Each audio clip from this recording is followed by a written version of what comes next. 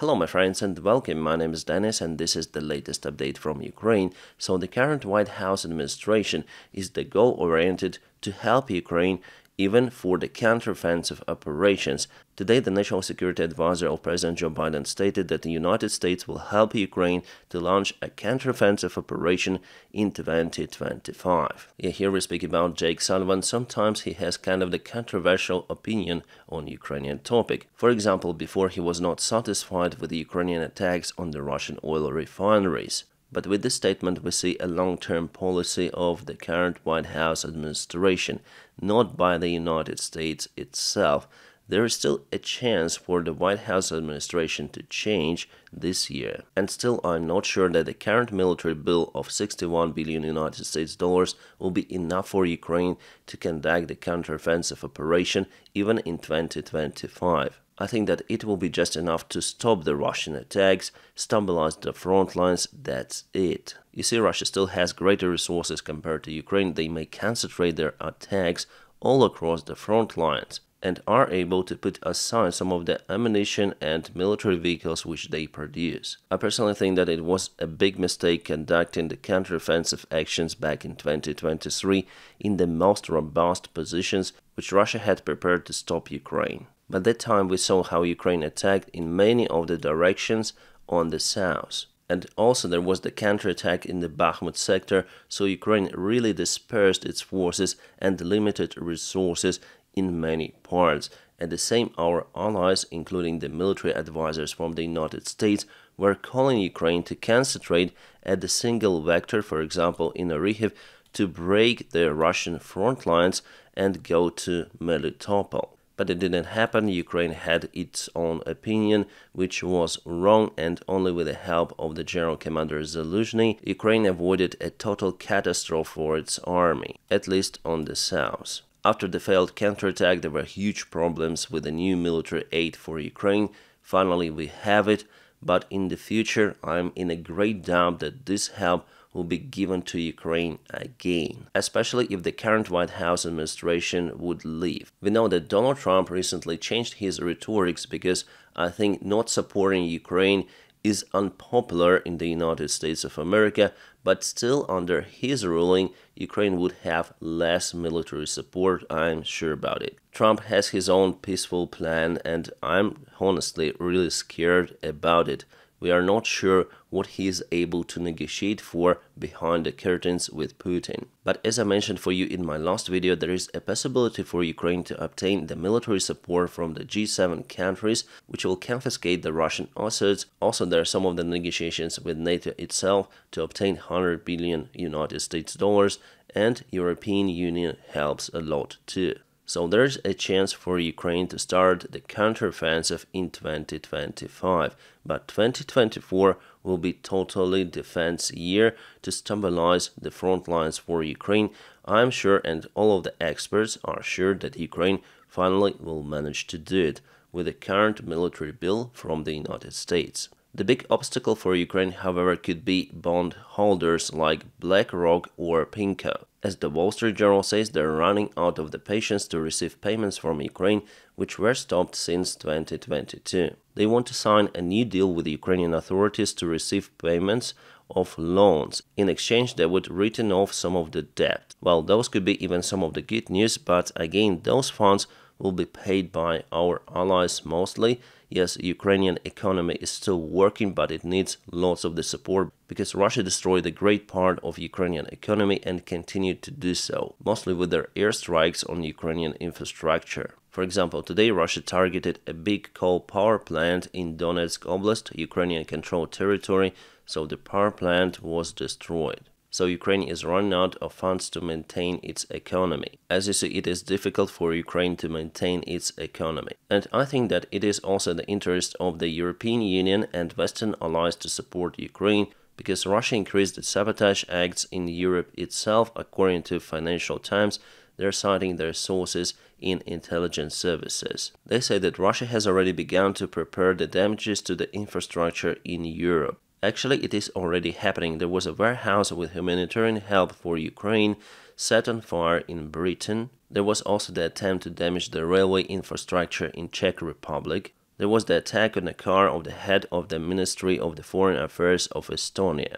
In Germany, the Russian attackers were arrested for planning the sabotage acts on German infrastructure. And you know what happened recently? Yes, a big industrial military power plant was set on fire in Berlin, causing the air pollution over the western part of Berlin. So according to Financial Times, all of that are the Russian actions. And the only force which is actively fighting against Russia is Ukraine, so we need to support Ukraine in this case. It is also the interest of our Western allies. My friends, if you want to support the job that I do on YouTube daily, you may join my Patreon page. It is available with a link in the video description just below. Thank you so much for your awesome support. La Repubblica, in reference to the NATO alliance leadership, says that NATO may deploy the forces in Ukraine, but it only might happen under two conditions. First of all, Belarus enters the war against Ukraine on the Russian side. The second condition, that if Russia attacks Moldova,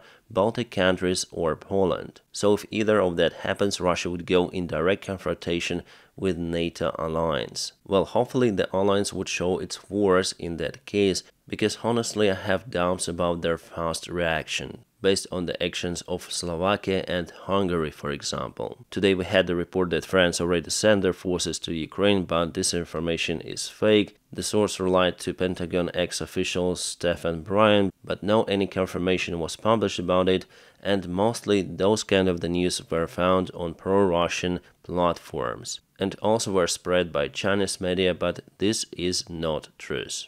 Xi Jinping visits France today. Xi calls the war in Ukraine started by Russia a Ukrainian crisis, and they want to resolve it. Yeah, clearly China plays on the Russian side, and for now there is no force to convince them to stop supporting Russia. As for China, well, they do care about their economy, but for Communist Party, they always put ideology first, providing repressions against their own people, even if they lose an economy in that case. Especially with Xi, he is truly a dictator. But again, if we speak about the Ukrainian counterattack, which might happen in 2025, Ukraine would have limited resource for that as well. We are speaking about army men, and I do not really estimate a huge military support from our allies. They will maintain Ukraine, but not with a huge advantage, like several times greater compared to the Russian army. No, it's now not possible, unless some sort of the miracle happens in 2025. Orthodox Christians celebrate Easter today, but Russia doesn't hesitate to perform their acts of terror on Ukrainian territory, for example, targeting Kharkiv today with ballistic missiles. They continuously target civilian infrastructure, residential buildings, causing people to leave their homes. Maybe it is the Russian strategy. They want to advance to the city with their major force, with their major attack, but I'm sure that it will not be successful. After today's attack, 15 people were delivered to hospital with wounds, and they are now under the medical assistance. Alright, but what is happening on the front lines? Russia performs their offensive actions. They also try to regain control over one of the islands in Kherson Oblast with this assault on the boat. But here they were not very successful, I would say not successful at all, because Ukraine planted some of the sea mines on their way. My friends, unfortunately I cannot show you those videos on this channel, so for it, please check out my Telegram channel. There is much less censorship compared to YouTube platform. The link for it is in the video description just below. What I may tell you that the pace of the Russian attack slowed down gradually on the eastern side of Ukraine in Bakhmut direction, for example, and also in Kharkiv Oblast, because Ukraine uses lots of the new tools. I mean, we already start to receive a new military support from our allies, from the United States of America at first. I'm speaking about more artillery shells. And we know that the military factories of the United States start to produce more artillery shells, like several times more. Alright, let's check out the front lines update. Enemy advanced in Kislivka. They captured actually Kislivka and Kotlarivka villages. Both of those settlements are very close together, and we have the Russian advancement in the sector. So yesterday and today they occupied two of the remaining streets with a pond. And we have the similar confirmation from the Myko 73. So what's the main goal of the Russian army in this place? They want to reach Kupiansk city. For this purpose, they tried to advance to Sadinkivka at first during the winter campaign many of the times, and all of the Russian attacks were stopped out there. They were demolished, ambushed, and had severe losses. So now they try to advance from Kislivka village using this road. Here obviously it's the greater distance compared to this part, but Russia says that Ukraine has more defense in this part. So Kupiansk in Kharkiv Oblast could be one of the major goals for the Russian offensive actions during the summer campaign. About the major hotspot in Ocheretine and Berdychi, well, today there was a light Russian advancement. So it was yesterday and it is today just a light change of the front line, mostly the gray area expansion. It means that the pace of the Russian attack slowed down gradually. We don't see that huge advancement which happened from Stepova recently. I think that the front lines in this sector were more or less stabilized. Yes, Russia will continue to gain more ground in this sector, just little by little, but not with the previous pace. And I believe that in a couple of months Ukraine will be able to totally hold Russian assaults. First of all, because we have more munition coming.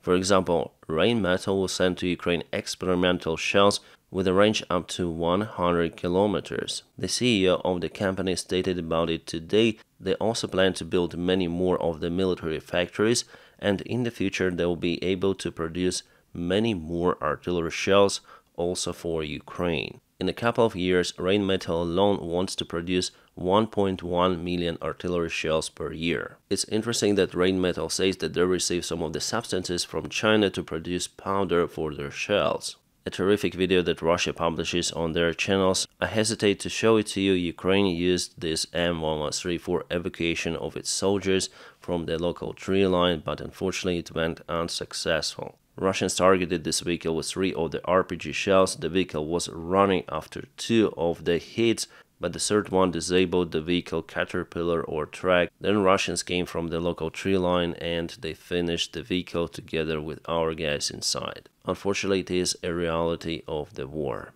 The Russian assault of the local tree line, this time unsuccessful. Yes, Russia landed their infantry forces and they took this tree line, but there were no Ukrainian soldiers. Actually, it was the trap for the Russian soldiers, because after they took this tree line, there was a shelling of it from the Ukrainian side. A new variant of the Turtle tank. You may see how Russia modernizes their vehicles. Total Mad Max. So not just some of the metal plates were welded on top, but also meshes. And they have the anti-mine flag on the front. Kind of the interesting construction. Well, maybe it is working against the drone strikes, because we see many of those tanks start to appear on the front lines, especially in Bakhmut direction. My friends, please don't forget to press your huge like to this video. By doing so, you help me a lot. And I wish you all a peaceful sky wherever you are, and have a great time.